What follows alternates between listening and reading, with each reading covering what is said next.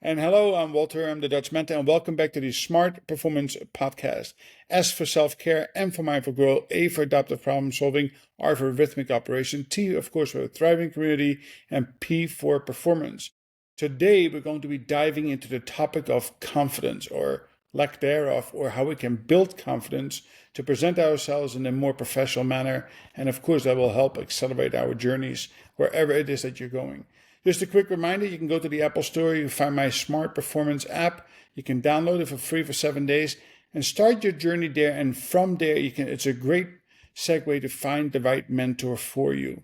Christine, thank you very much for joining me in conversation today. Like always, it's going to be quick pace questions and action based because there's nothing worse than coming to a webinar conference and forgetting about it tomorrow morning. So we want to take action today on something that helps you be a better version of yourself tomorrow.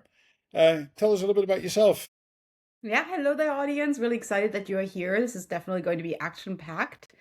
I'm Dr. Christiane. I'm a leadership strategist and also a TEDx and keynote speaker. So confidence is just right along my alley, and I'm definitely going to give you some tips and tricks to gain your confidence. So leadership strategist, you're kind of wondering, what do I actually do? I work at that intersection of leadership, of execution, and then, of course, of gaining clarity. So frequently, leaders, they have big priorities, but they're not able really to keep up the consistency in breaking down the big priorities into these daily practical steps. And that's where I help them with. A lot of it comes also with confidence, or you were just feeling overwhelmed or afraid to take that next step. And that's exactly what I love doing. Excellent. Same here. And I always remind people that 70 to 80% of the things we say we're going to do, we end up not doing or falling way short. And it is because of lack of clarity or lack of confidence and follow through, right? It is the human behavior that many of us like. Well, most of people, including myself, and I will ask you the question, is that the reason why we have become experts is because we started off maybe suffering a little bit of that imposter syndrome or low confidence. So tell me a little bit about your journey, your experience, and how did you overcome that? And of course, we'll take the conversation from there. I am definitely a person who doesn't overthink decisions.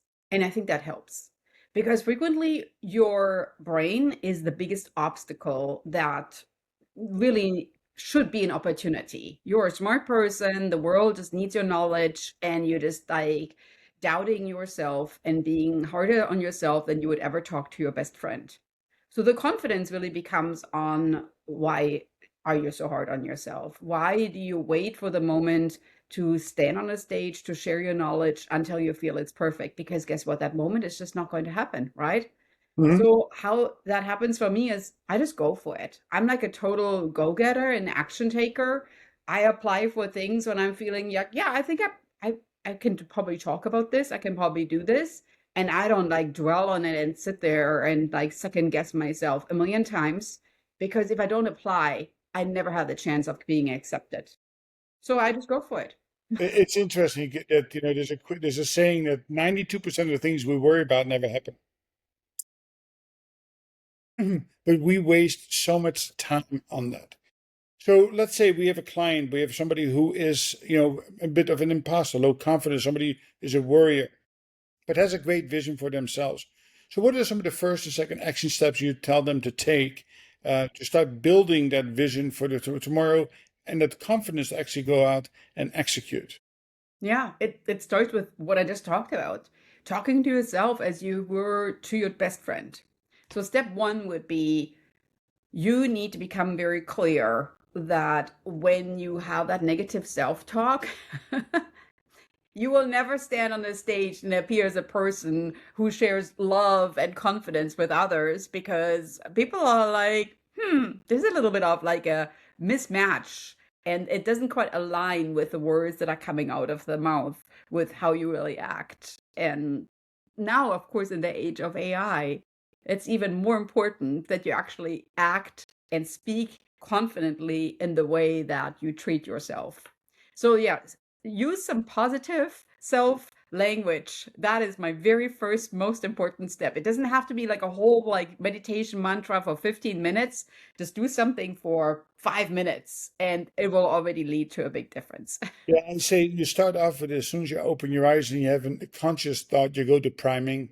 You start thinking and visualizing the pathway forward and influencing that positive energy rather than that the negative energy that comes along there. And of course, it's often the blocker that sends in the way.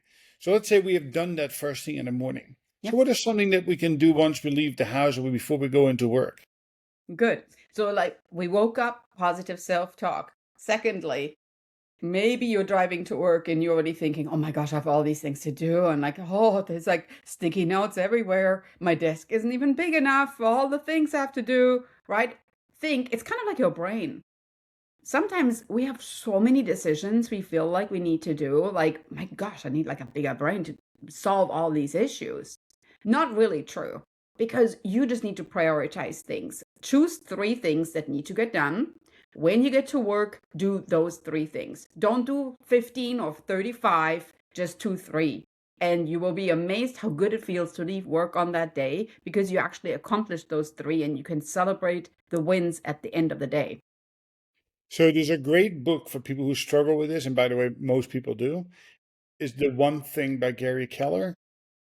It is something that really helps people to wrap their heads around. And this really starts at home as well as at work. Because if you are disorganized at home, you're going to be disorganized at work. If you have a to-do list everywhere, and I say the first thing to do is rip up that damn to-do list, make it a priority list, and even zero into that. What is that one thing if I do that first? Everything else becomes a little bit better, right? And the other thing I always say is that you have to make sure that you do your best task at the time you do your best thinking. All right. So finally, we got rid of those post-it notes. We got our top 3 things. We are laser focusing. What's next? Yeah. Next is really sometimes you just kind of sit there and you get sidetracked. You need to shut out all the distractions. That starts with blocking your time when you're most productive. I love that you just brought this up, Walter, because if you constantly have these notifications coming in, we do context switching. And context switching is really hard for us. I mean, think about like athletes. They do one certain thing and then they rest, they recover, and then they do another thing. They don't like, okay, I'm running over here, now I'm jumping over here. Like, that's not how it works. And those are athletes. They should probably know what they are doing. So our brain needs to be the same thing. You focus on one of your 3 priorities, everything else doesn't matter. So no notifications, no random phone calls. You basically just need to really filter out everything that's most important is just to get that one thing done. So the analogy of the athlete, I love it.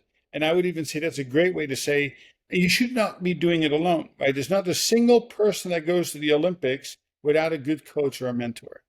Because one thing that we know, right, we just said 3 really important things. You get up, you drive to work, you prioritize, and now you remove the noise.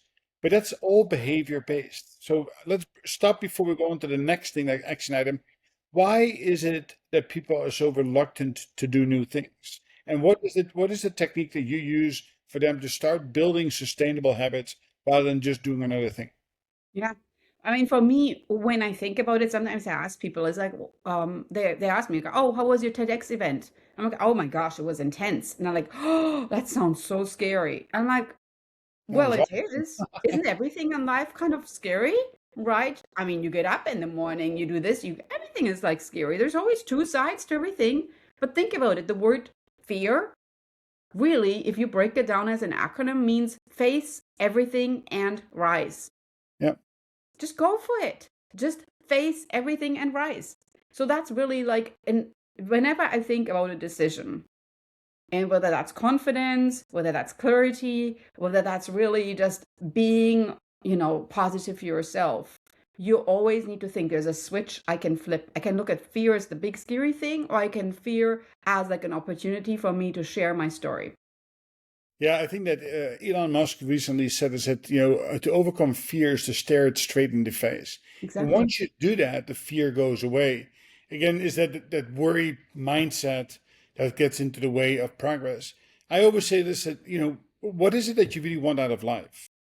Right? If you want that, you have to go get it because there's not a soul in this world that's going to give it to you. Right. So, all right. So we now you've locked into their behaviors. You've pounded into them and said, listen, this is a step that you have to take. You're focused. You have energized. You remove the noise. What's next after that? Well, at the end of the day, and I do this with my family, we call it dinner downloads. You have to celebrate the wins. I'm, very much in favor of like the smallest minuscule things that you accomplished on that day. You have to share it with others, speak it out loud, but you also have to honor that you accomplished that. And those accomplishments will really fuel your momentum on the next day. So the next day, we're starting all this over again. We wake up, we make our priorities, we are good on ourselves and blocking out all the noise. But that can only happen if you finish your day and celebrating what you accomplished on that day. It's like planting the seed for the next day, right? It's like the patron, the athlete, just passes it on. It's small wins lead to bigger outcomes, right? So, as a family value thing, I like the analogy of the thorn, the stem, and the rose. So you have to bring it to the dinner table. What is something that went against you? What is another item that you feel good about? But what is that shining, beautiful rose? And it does help. People don't understand the impact of the negative brain that is just always wants to be in charge, but you have to deny it. You have to really make sure. And all these little exercises you talk about, from getting up to the end of the day, is a wonderful thing. So I put my head on the pillow. Is there anything else I need to do at that point in time before I close my eyes and get enough sleep? What I think is really important when you put your head on the pillow and when you kind of close your eyes, it's just thinking like how much gratitude you should show for the whole day. And I always say this to my clients. Even if your house hasn't been all cleaned up and like you have some dishes and think about how amazing it is that you actually own dishes and that you maybe used them and ate food, and maybe there's piles of laundry. That means you have clothing, right? And maybe even you wash them. There's clean clothing, just haven't been folded. So the gratitude at the end of the day when you lay in your bed should just be for everything that you did, everything that you own. And it's going to be another amazing day when you wake up. So kind of like you honor yourself and use that rest time to really just replenish. Well, just I'm going to edit that piece of the laundry out because my kids will watch this and they will throw that back in my face. But that's not happening. So really good. So I love the fact that we have set up a day for success, right? And that's really what the journey is. The success journey, being smart, is about taking intentional steps every day and not giving up on them and measuring them as you progress. So I always say you score your day from the previous day so you know red, yellow, and green. Now, time that I have left, I would love to go back one step because, of course, all the things that you've done, you've practiced, and that's the reason why you could stand on the stage at TED Talk with a genuine smile, with your mouth and with your eyes, right? Being genuine. So tell us a little bit about that TED Talk journey because people have talked to me about that too. Why did you do it, and how did it come to fruition? And of course, what effect did it have on the after you did the TED Talk? I feel that if you have a story to share that you feel could help somebody in the audience, that's like the number one step to think about a TED Talk. The wrong thing that a lot of people think about when they do a TED Talk is like, oh, my life is so important and I feel others need to hear about this. It's really like I have an idea that I feel could move somebody's life. And that's really what it is. It's an idea worth sharing. So when I kind of finished my 20th year of teaching at the university, I looked back and I realized, my students have changed, so have I, but my teaching has changed too. I'm not a professor that's like pushing a button like on a jukebox and I'm like teaching marketing. That's not really how it works. So why did I change? And what did I actually learn from adapting to that change is that adaptability is the number one thing in life. You have to adapt how people change, and you have to make it much more applied with the way that we are learning nowadays. We don't just sit there and read big textbooks that are 300 pages long. We actually need to practice it ourselves. And I call it petite practice, taking small steps that lead to big impact. And that's how I teach all my classes now. I use that petite practice concept in letting my students fail in the classroom. And then I actually tell them, yeah, it was your first attempt in learning. Good, we learned that. So that was amazing. It is. I love that. It is. So I started teaching college last year at Rutgers, and I'm trying to find my way into what is the best way to do it. Right. Best way is, of course, is to go out and do it and get feedback from the students and see what works and what doesn't work, and have that continuous improvement cycle on that. So I've never set a goal for myself to do a TED talk. I certainly have some things I can share. Maybe at some point in time, I'll make it a point to put an effort into that. But make sure we include your TED Talk link in the script itself, because I think it's important for people to listen. Where can people find you? And I see a couple of books on the shelf over there. Would you like to share what that is all about? Yeah, so I wrote 4 books by now. And of course, you can grab them on Amazon, the amazing Amazon. You can also look at my website where I have my podcast. So the name of my website is drchristiane.com. My podcast is called Happy Healthy Hustle. It's ranked in the top 1% globally. And then, of course, as with anything, check out my YouTube channel, because there you see my TED Talk as well as other talks that I've given in action. Excellent. That's wonderful. We'll make sure we follow through on that. And if you send me a quick email, I'll put it in the link so everybody has easy access to that. Again, thank you very much for joining me today. Listen, we could go into other topics, but I think there was so much value in that first 15 minutes. I think we're going to stop there. Maybe someday we can come back and broach another few topics. So leave us with a closing thought or something that you say, listen, folks, listen to this, take this additional action, or put it into the bank and live a better life. Love that. Thank you. You have a closing thought? Oh, for sure. My closing thought is build community. I think that people underestimate when you actually reach out to others and you share your vision, your goals, your failures with them, of how much that does to yourself. So don't stay in isolation at home and dream big. If you really want to gain confidence, you have to start with one person that's maybe your partner, your neighbor, the person at the coffee shop, and you will see it will lead to confidence tremendously. Is dream big, act small. It's actually funny. I use that technique with the people who are the introverts. And I said, listen, just go up to one person who you don't even know, because and you'll likely never see again. Just have a short conversation about whatever. And as you do that, bring it closer to home, and you build confidence over time. Yeah, it's really sad to think about it. How many brilliant people do we have in the world who have great ideas but don't have the confidence to share?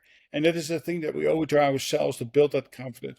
So again, thank you very much for joining me today in the conversation. I think it's very valuable, and I hope that people again understand without action there are no outcomes. So you have to take the words, and I would listen to it a few times, write it down, and go out and practice these things. These are not difficult, but they're so very, very important. So thank you again for joining the Smart Performance Podcast. You can find us, of course, on all of the regular channels. And go to the App Store. Start with downloading the Dutch Mentor app, and make progress every single day in the area that you need to have the greatest focus. And that's what will get you closer to the results that you desire. Thank you, and we'll talk soon again. Thank you, Christine. Thank you.